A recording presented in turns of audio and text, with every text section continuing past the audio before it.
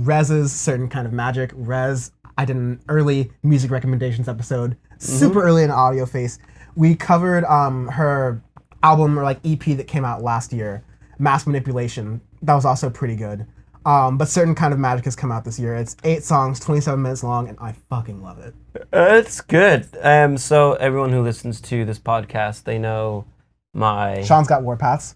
I got Warpaths EDM and hypey-typey bullshit, as I call it. And when I was listening to this, I realized REZZ is the line.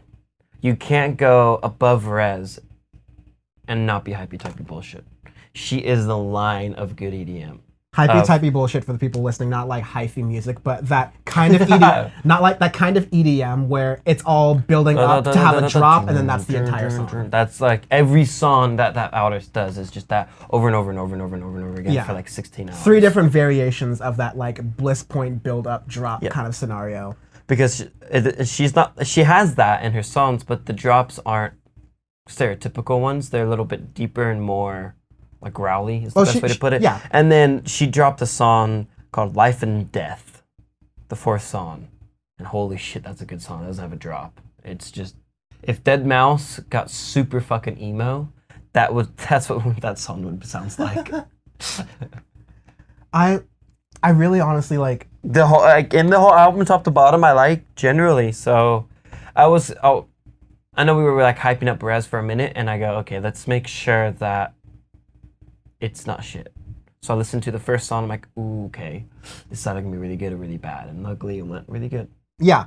I mean, I like that REZZ has that kind of versatility in which she can appeal enough to the crowd of EDM that really likes the hypey-typey stuff. And she can also push things a little bit forward. I think the fact that most of her songs are like way slower BPM than most EDM, and that would usually be a knock against me because I love the faster stuff. But she can still pack energy and pace and like excitement into that. Again, while avoiding this kind of super typical build up, drop kind of back and forth that's just so inundating and annoying with music lately. It's 8 songs. If anything, my complaint is that it's a little too short. I could have done with 1 or 2 more songs, but like that's what you get in electronic music, and I would much rather say an album is too short than an album is too long because you get that all the time, and that's not good for you. That only hurts you. But like, I'm slowly trying to build a playlist that's like good electronic music in much the kind of way I've tried to build a playlist of good trap music, and I could put all 8 of these songs on there and not have a problem. Well, I would have a problem with myself just on principle, but like all 8 of these songs are very good electronic music songs. Some of the best electronic music songs of this year. To me, the ones that show that range, that kind of pushing the genre out there, doing something different and new. I mean, like, only one song does that kind of EDM, I'm going to sing and then do a chorus thing for it. And that's the song at the end. The and last it's still song, really good. Toxin. That's what, and that none of her things have that super vocal bullshit. That was the only one that did. The rest of EDM, they sound the fucking same. There's very few DJs that don't sound the same. That's why I like Scream so much. Yeah. Because, well, he started dubstep and then went to house, so that's why he has a wide range. But REZZ has her own very distinct sound, and it's nice to hear that.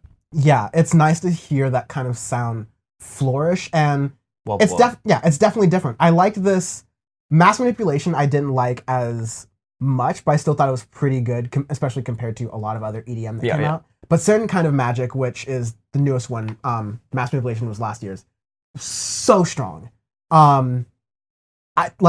She's growing as a musician. She's getting better. She's doing like she's pushing the boundaries. It's everything I want. Line. Yeah, and even for you, it passes your test. So. And I'm like an electronic music absolutionist. Yes. Best way to put it. So I'm gonna go. Where is it? Shit, I just had it. I've got one, and you can find it. Go. I'm going with the Helistat 97-34J, which was a retired in-class blimp that only killed 1 person in a test flight. So, they're doing something different. Minor injuries. I can't really say what this, 1 person killed would be. But, it's pretty good. See, Oh, there's I want to go very saucy, but I might. I'm not going to. I'm gonna. we're making a ranking system for music podcast about people who died in blimp accidents. I don't know how you could make this offensive, Sean. Because there's a Navy blimp fuel tanks explode over Santa Ana in 1945. Okay, that's how you do the Maduro assassination right. Damn it! That's literally what I was about to say. Literally, I was gonna say, well, if you want to take some ideas from the Orange County Plastics, just take a blimp over someone to assassinate them and explode their tanks. That one killed 8, but that's just more for to lols. She'd be more. Her album's more like kill 2 people. Killing 8 people for to lols. For to lols. Jesus, but no, this is what this podcast has done to me. This podcast is way before that. Fuck. You gotta stop doing that. But this is an album I'm definitely going to come back to near the end of the year because it's got like a lot of. It's really good. I'm definitely going to be coming back to it during our year-end reviews. Yep.